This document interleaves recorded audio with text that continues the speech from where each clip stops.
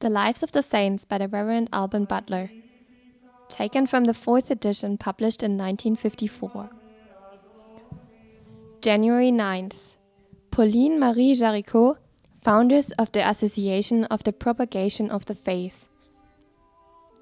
On this day, 1862, died Pauline Marie Jericot, foundress of the Association of the Propagation of the Faith, whose cause had been sent to Rome for the process of beatification and canonization. Born at Lyon on the 22nd of July 1799, the daughter of a rich merchant of that city, Pauline Marie was in her childhood described as very self-willed and vain, but also as particularly lovable. She left school and came out at the extremely early age of 14, but notwithstanding the gaieties of a brilliant society, which resolved to enjoy itself despite the downfall of the empire and the invasion of the Allies, she never lost her love of prayer and especially her devotion to the Blessed Sacrament.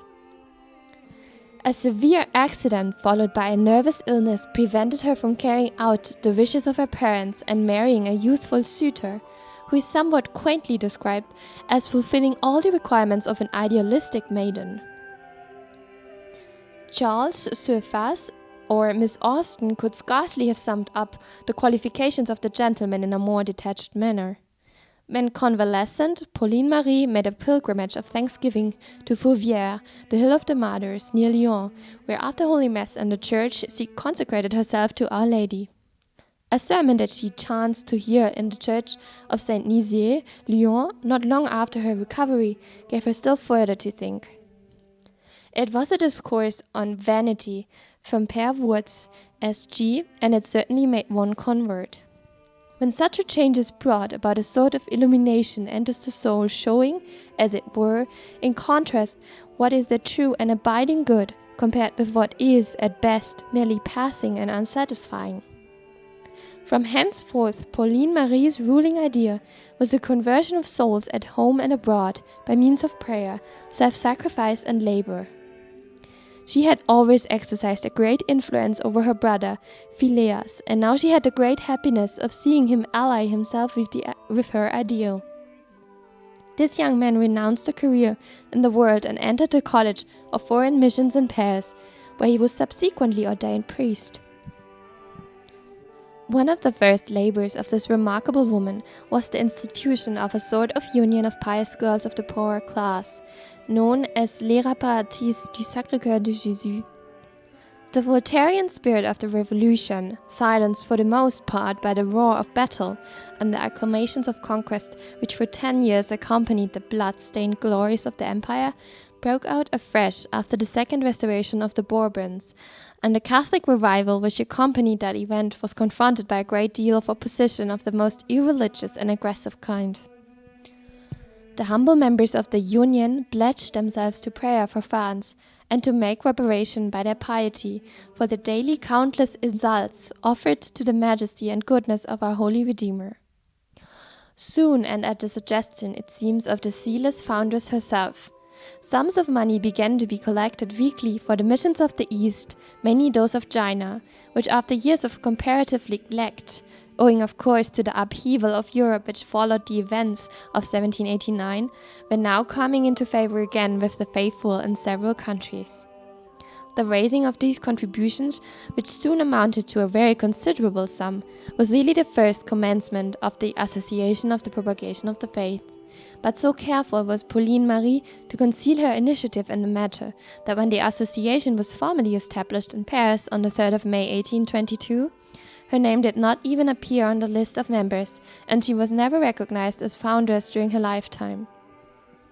Another association, that of the Living Rosary, was commenced about this time by the self-effacing subject of this notice, the object of course being prayer for the success of the apostolate of conversion among the heathens at home and abroad.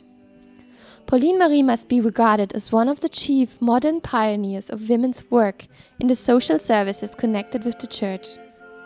To ensure properly qualified helpers in this important branch, she purchased in 1834 a fine house and property at Fouvières, which, under the name of Loreto, became the center for training young women to render constant and effective aid in all works of piety, charity, and general utility, where female assistance is most required. One of the first and greatest of the affliction, which were reserved for the latter days of Pauline Marie, was in connection with this foundation. When the Socialist rebellion convulsed Lyons in 1834, not long after the opening of the place, Loreto was occupied by a communist mob, and much damage done before the invaders were driven out by the military. During this fearfully trying time, the members of the community had to conceal themselves in the cellars of the building, in which were also placed the Blessed Sacrament and some of the chief ornaments of the chapel, under the personal care of Pauline Marie herself. By the death of her father, the foundress succeeded to a very large inheritance, but even this apparent stroke of good fortune was, in the design of God, to serve as the indirect cause of yet another and almost overwhelming trial for this elect soul. Ever full of generous impulses and schemes for good, Pauline Marie now formed the idea of home colonies, where working men and women might be instructed in the true principles of Christian civilization and progress.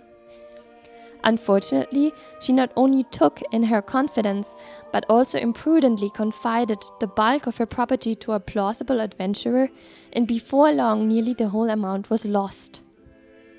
Large numbers of poor persons were also involved in the disaster. Until her death, the foundress had to bear the hard cross of unmerited censure, often of the bitterest kind. Her actions were even suspected at Rome, but a visit to the Vatican explained matters, and Pauline Marie could return to France at least consoled by the publicly expressed approval of her conduct, which came from the paternal lips of Pius IX. The calamities and sorrows of her last years were further supplemented by acute physical sufferings. But like the holy founder of the Clerks Regular of Saumachar, under very similar circumstances, she, who had really called into being the Association of the Propagation of the Faith, could truly exclaim, "I have done all for the glory of God." She strictly charged those about her during her mortal illness to refrain from all that might offend, even the parties who had been the most hostile to her, and the last words she uttered at her holy death on the 9th of July 1862 were, "Mary, my mother, I am entirely yours."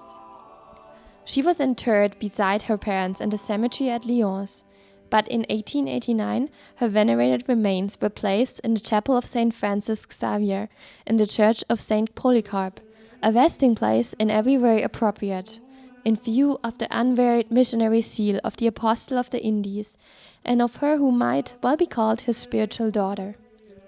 The cause of Pauline Marie Jericot, as above stated, has been sent to Rome, and no doubt the day will come when this strenuous worker in the harvest field of the Lord and great model of patience under affliction will be numbered among the saints.